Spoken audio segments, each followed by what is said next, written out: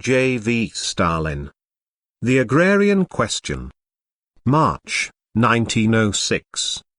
Source: Works, Volume 1, November 1901 to April 1907. Publisher: Foreign Languages Publishing House, Moscow, 1954. 1. The old order is breaking up, the countryside is in upheaval. The peasantry, who only yesterday were crushed and downtrodden, are today rising to their feet and straightening their backs. The peasant movement, which only yesterday was helpless, is today sweeping like a turbulent flood against the old order. Get out of the way, or I'll sweep you away. The peasants want the landlord's land. The peasants want to abolish the remnants of serfdom. Such are the voices now heard in the rebellious villages and hamlets of Russia.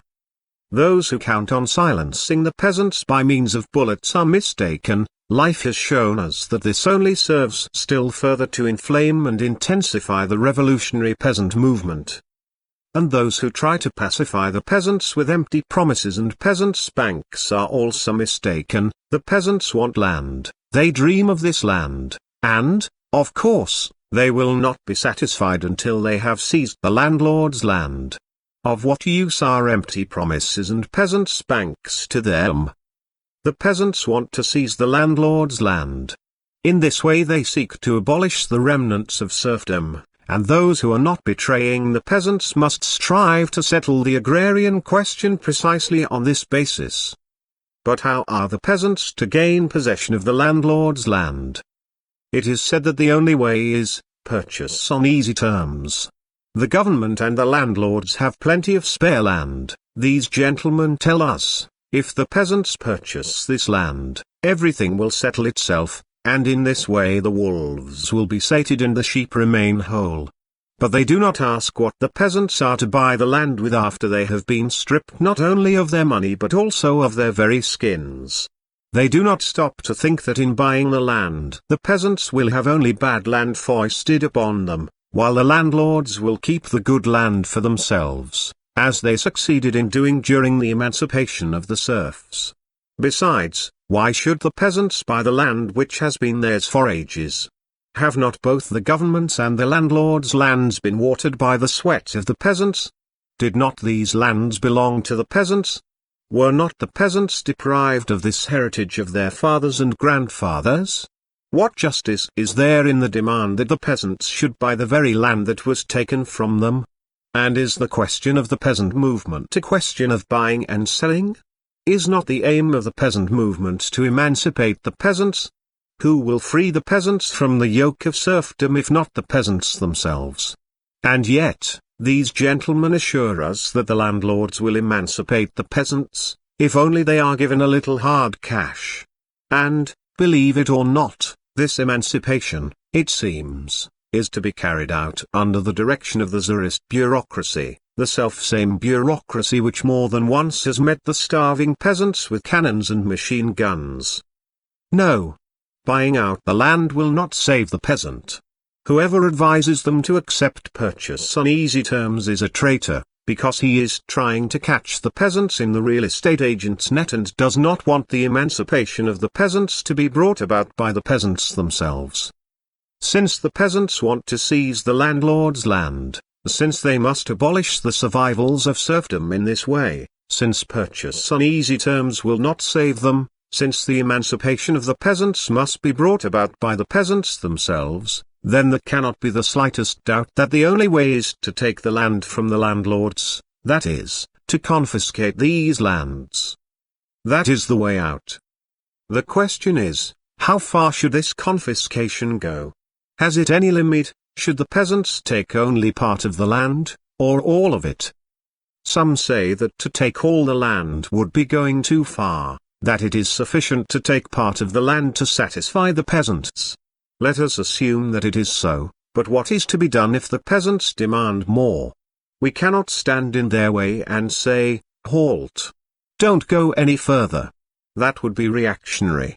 And have not events in Russia shown that the peasants are actually demanding the confiscation of all the landlord's land? Besides, what does taking a part mean? What part should be taken from the landlords? 1/2 or 1/3. Who is to settle this question? The landlords alone, or the landlords in conjunction with the peasants? As you see, this still leaves plenty of scope for the real estate agent. There is still scope for bargaining between the landlords and the peasants, and this is fundamentally opposed to the task of emancipating the peasants. The peasants must, once and for all, get accustomed to the idea that it is necessary not to bargain with the landlords, but to fight them. We must not mend the yoke of serfdom, but smash it, so as to abolish the remnants of serfdom forever. To take only part means patching up the survivals of serfdom, which is incompatible with the task of emancipating the peasants. Clearly, the only way is to take all the land from the landlords. That alone will enable the peasant movement to achieve its aim, that alone can stimulate the energy of the people, that alone can sweep away the fossilized remnants of serfdom. Thus, the present movement in the countryside is a democratic peasant movement. The aim of this movement is to abolish the remnants of serfdom. To abolish these remnants it is necessary to confiscate all landlord and government lands. Certain gentlemen ask us accusingly, why did not social democracy demand the confiscation of all the land before? Why, until recently, did it speak only about confiscating the otrezki? See footnote 1. Because, gentlemen, in 1903, when the party talked about the otrezki, the Russian peasantry had not yet been drawn into the movement. It was the party's duty to carry into the countryside a slogan that would fire the peasants' hearts and rouse them against the remnants of serfdom. Confiscate the otrezki was precisely such a slogan, because the otrezki vividly reminded the Russian peasants of the injustice of the remnants of serfdom. But times have changed. The peasant movement has grown. It is no longer necessary to call it into being, it is already in full swing. The question today is not how to get the peasants moving, but what the peasants who are already moving should demand. Clearly, here definite demands are what is needed, and so the party tells the peasants that they ought to demand the confiscation of all landlord and government lands. This shows that everything has its time and place, and this applies to the otrezki as well as to the confiscation of all the land. 2. We have seen that the present movement in the countryside is a movement for the emancipation of the peasants. We have also seen that to emancipate the peasants it is necessary to abolish the remnants of serfdom, and to abolish these remnants it is necessary to confiscate all landlord and government land, so as to clear the road for the new way of life, for the free development of capitalism. Let us assume that all this has been done. How should this land be subsequently distributed? Into whose ownership should it be transferred? Some say that the confiscated land should be granted to each village as common property, that the private ownership of land must be abolished forthwith, that each village should become complete owner of the land and then itself divide the land among the peasants in equal allotments, and in this way socialism will be introduced in the countryside forthwith. Instead of wage labor there will be equal land tenure. This is called socialization of the land, the socialist revolutionaries tell us. Is this solution acceptable for us? Let us examine it. Let us first deal with the point that in introducing socialism, the socialist revolutionaries want to begin with the countryside. Is this possible? Everybody knows that the town is more developed than the countryside, that the town is the leader of the countryside, and, consequently, every activity for socialism must begin in the town. The socialist revolutionaries, however, want to convert the countryside into the leader of the town and to compel the countryside to begin introducing socialism, which of course is impossible owing to the backwardness of the countryside. Hence, it is obvious that the socialism of the socialist revolutionaries will be stillborn socialism. Let us now pass to the point that they want to introduce socialism in the countryside forthwith. Introducing socialism means abolishing commodity production, abolishing the money system, raising capitalism to its foundations and socializing all the means of production. The socialist revolutionaries, however, want to leave all this intact and to socialize only the land, which is absolutely impossible. If commodity production remains intact, the land, too, will become a commodity and will come onto the market any day, and the socialism of the socialist revolutionaries will be blown sky high.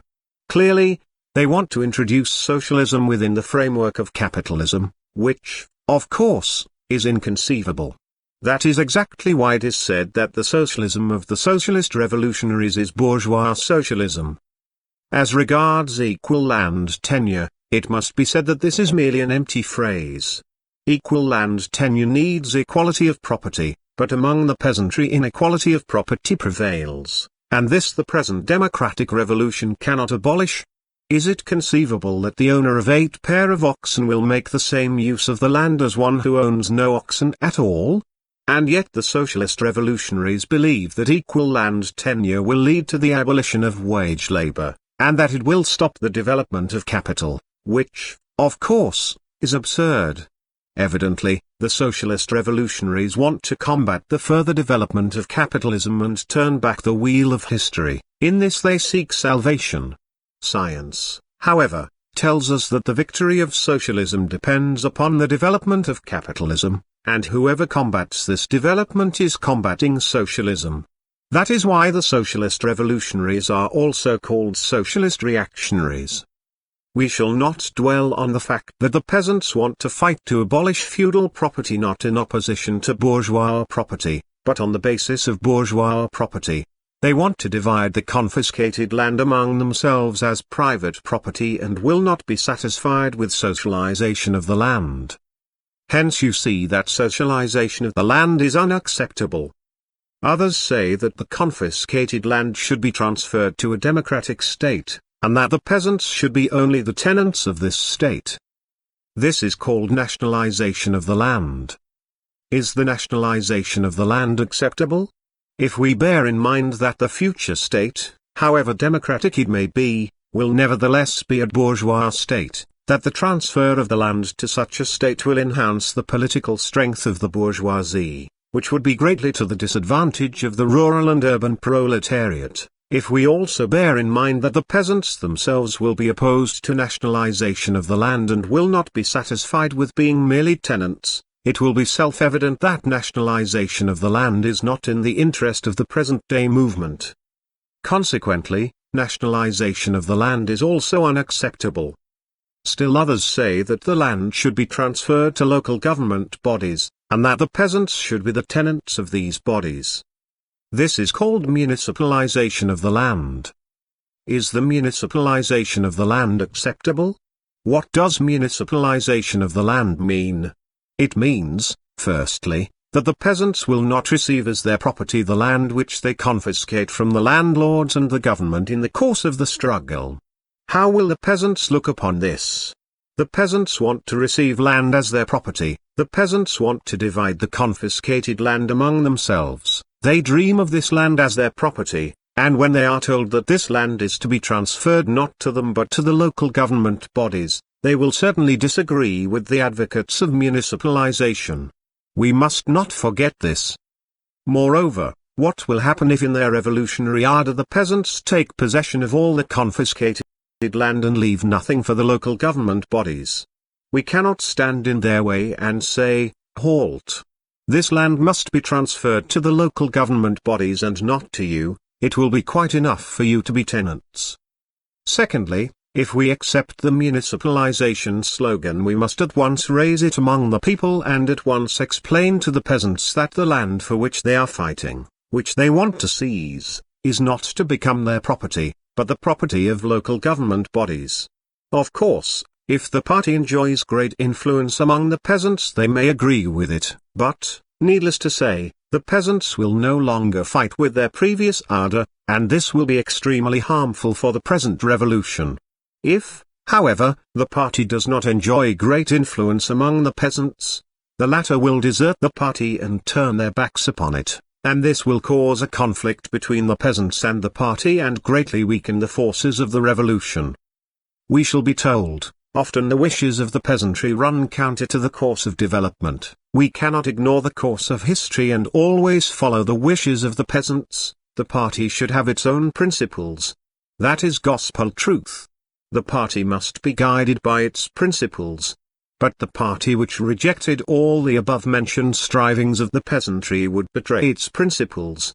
If the peasants' desire to seize the landlord's lands and to divide them among themselves does not run counter to the course of history, if, on the contrary, these strivings spring entirely from the present democratic revolution, if a real struggle against feudal property can be waged only on the basis of bourgeois property, and if the strivings of the peasants express precisely this trend, then it is self-evident that the party cannot reject these demands of the peasants, for refusal to back these demands would mean refusing to develop the revolution. On the other hand, if the party has principles, if it does not wish to become a brake upon the revolution, it must help the peasants to achieve what they are striving for. And what they are striving for totally contradicts the municipalization of the land. As you see, municipalization of the land is also unacceptable. 3. We have seen that neither socialization, nor nationalization, nor municipalization can properly meet the interests of the present revolution. How should the confiscated land be distributed? Into whose ownership should it be transferred? Clearly, the land which the peasants confiscate should be transferred to the peasants to enable them to divide this land among themselves. This is how the question raised above should be settled. The division of the land will call forth the mobilization of property. The poor will sell their land and take the path of proletarianization. The wealthy will acquire additional land and proceed to improve their methods of cultivation. The rural population will split up into classes. An acute class struggle will flare up, and in this way the foundation for the further development of capitalism will be laid. As you see, the division of the land follows logically from present-day economic development. On the other hand, the slogan "the land to the peasants, only to the peasants and to nobody else" will encourage the peasantry, infuse new strength into them, and help the incipient revolutionary movement in the countryside to achieve its aim. As you see, the course of the present revolution also points to the necessity of dividing the land. Our opponents say to us accusingly that in that way we shall regenerate the petty bourgeoisie, and that this radically contradicts the doctrines of Marx. This is what Revolutionnaya Rossiya writes, see footnote 2. By helping the peasantry to expropriate the landlords, you are unconsciously helping to install petty bourgeois farming on the ruins of the already more or less developed forms of capitalist farming. Is this not a step backwards from the point of view of orthodox Marxism? See Revolutionnaya Rossiya, number 75. I must say that messieurs the critics have mixed up the facts. They have forgotten that landlord farming is not capitalist farming, that it is a survival of feudal farming, and, consequently, the expropriation of the landlords will destroy the remnants of feudal farming and not capitalist farming. They have also forgotten that from the point of view of Marxism, capitalist farming has never followed directly after feudal farming, nor can it do so. Between them stands petty bourgeois farming, which supersedes feudal farming and subsequently develops into capitalist farming. Karl Marx said in volume 3 of Capital that historically feudal farming was followed by petty bourgeois farming and that large-scale capitalist farming developed only after that. There was no direct leap from one to the other, nor could there be. And yet these strange critics tell us that to take away the landlord's lands and to divide them up means retrogression from the point of view of Marxism.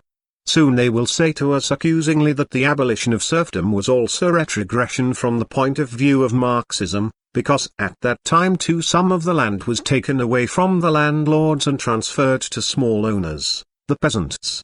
What funny people they are!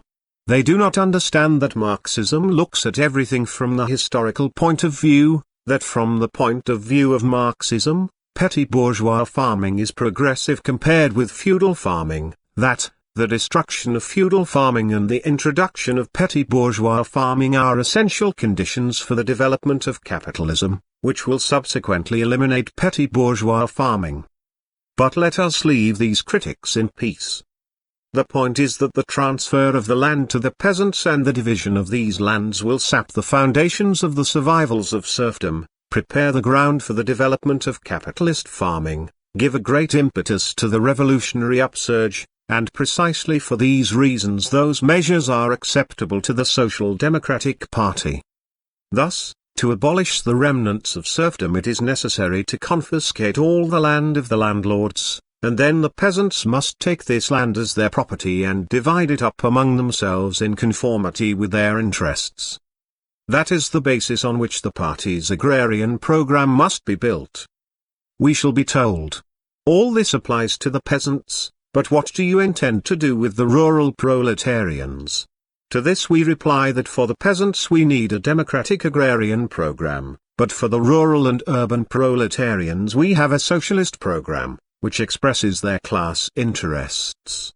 Their current interests are provided for in the 16 points of our minimum program dealing with the improvement of conditions of labor. See the party's program that was adopted at the Second Congress.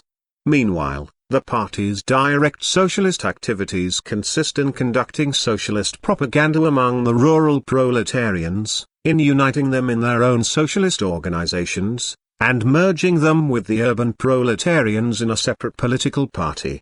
The party is in constant touch with this section of the peasantry and says to them, insofar as you are bringing about a democratic revolution you must maintain contact with the militant peasants and fight the landlords, but insofar as you are marching towards socialism, then resolutely unite with the urban proletarians and fight relentlessly against every bourgeois, be he peasant or landlord.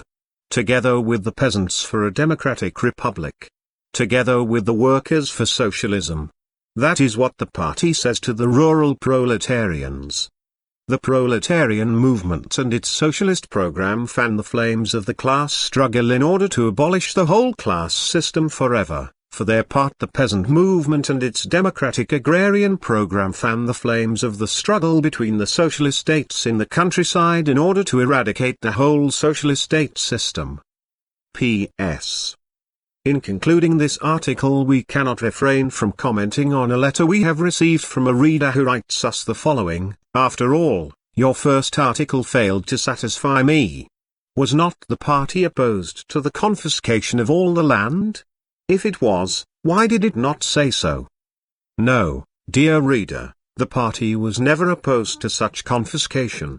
Already at the Second Congress, at the very Congress which adopted the point on the Odrezki, at that Congress, in 1903, the party, through the mouth of Plekhanov and Lenin, said that we would back the peasants if they demanded the confiscation of all the land, see footnote 3. 2 years later, 1905, the two groups in the party, the Bolsheviks at the Third Congress, and the Mensheviks at the First Conference, unanimously stated that they would wholeheartedly back the peasants on the question of confiscating all the land. See footnote 4. Then the newspapers of both party trends, Iskra and Proletary, as well as Novaya Zizn, see footnote 5, and Nakalo, see footnote 6, repeatedly called upon the peasantry to confiscate all the land. As you see, from the very outset the party has stood for the confiscation of all the land and, consequently, you have no grounds for thinking that the party has dragged at the tail of the peasant movement. The peasant movement had not really started yet, the peasants were not yet demanding even the Odrezki, but already at its Second Congress the party was speaking about confiscating all the land. If, nevertheless, you ask us why we did not, in 1903, introduce the demand for the confiscation of all the land in our program, we shall answer by putting another question. Why did not the socialist revolutionaries, in 1900, introduce in their program the demand for a democratic republic? Were they opposed to this demand? See footnote 7. Why did they at that time talk only about nationalization, and why are they now dinning socialization into our ears? Today we say nothing in our minimum program about a 7-hour day, but does that mean that we are opposed to this? What is the point then? Only that in 1903, when the movement had not yet taken root, the demand for the confiscation of all the land would merely have remained on paper, the still feeble movement would not have been able to cope with this demand, and that is why the demand for the Odrezki was more suitable for that period. But subsequently, when the movement grew and put forward practical questions, the party had to show that the movement could not, and must not, stop at the Otrezki, that the confiscation of all the land was necessary. Such are the facts. And finally, a few words about Cnobis Pertzli, see footnote 8. See number 3033. This newspaper printed a lot of nonsense about fashions and principles, and asserted that at one time the party elevated Otrezki to a principle. From what has been said above, the reader can see that this is a lie, that the party publicly recognized the confiscation of all the land in principle from the very outset. The fact that Cnobis Pertzli cannot distinguish between principles and practical questions need not worry us. It will grow up and learn to distinguish between them. See footnote 9. Notes. 1. Literally cuts. The plots of land the landlords took from the peasants when serfdom was abolished in Russia in 1861. Translator's note. 2. Revolutionная Rossiya, Revolutionary Russia, the organ of the Socialist Revolutionaries, published from the end of 1900 to 1905. At first it was published by the League of Socialist Revolutionaries, but in January 1902 it became the central organ of the Socialist Revolutionary Party. 3. See Minutes of the Second Congress. 4. See Minutes of the Third Congress and the First Conference. 5. Novaya Zhizn, New Life, the first legal Bolshevik newspaper, published in St. Petersburg from October 27 to December 3, 1905. When V.I. Lenin arrived from abroad, Novaya Zhizn began to appear under his personal direction. An active part in the publication of the newspaper was taken by Maxim Gorky. On the appearance of number 27 of Novaya Zhizn, the paper was suppressed by the authorities. Number 28, the last number to be published, came out illegally. 6. Nakalo, the beginning, a legal daily newspaper published in St. Petersburg by the Mensheviks from November 13 to December 2, 1905. 7. See Our Tasks, published by the League of Socialist Revolutionaries, 1900. 8. Cnobis Pertzli, News Bulletin, a daily Georgian newspaper published in Tiflis from 1896 to 1906. At the end of 1900 it became the mouthpiece of the Georgian nationalists, and in 1904 became the organ of the Georgian Social Federalists. 9. Cnobis Pertzli heard somewhere that the Russian Social Democrats have adopted a new agrarian program by virtue of which they support the municipalization of the land. I must say that the Russian Social Democrats have adopted no such program. The adoption of a program is the function of a Congress, but no Congress has been held yet. Clearly, Cnobis Pertzli has been misled by somebody or something. Cnobis Pertzli would do well if it stopped stuffing its readers with rumors.